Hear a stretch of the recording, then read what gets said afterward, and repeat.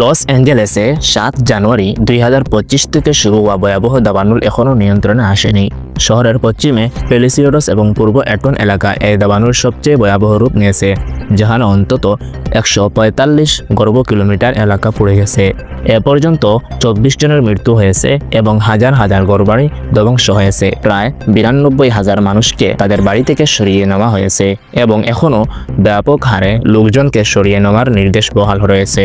দাবানলের কারণে লস অ্যাঞ্জেলেসের বাতাস দূষিত হয়ে উঠেছে, যা স্বাস্থ্য ঝুঁকি বাড়াচ্ছে।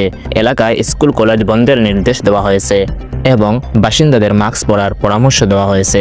এ পরিস্থিতিতে 2024 সালের অস্কার মনোনীতদের মধ্যাহ্নভোজ বাতিল করা হয়েছে এবং মনোনয়ন ঘোষণার ভার্চুয়াল ইভেন্ট স্থানান্তরিত হয়েছে। দাবানল নিয়ন্ত্রণে আনতে দমকল বাহিনী নির্লস প্রচেষ্টা চালিয়ে যাচ্ছে, তবে প্রচণ্ড বাতাসের কারণে সর্বশেষ আবহাওয়ার পূর্বাভাস অনুযায়ী আগামী দিনগুলোতে বাতাসের গতি বাড়তে পারে, যা পরিস্থিতি আরও জটিল করতে পারে।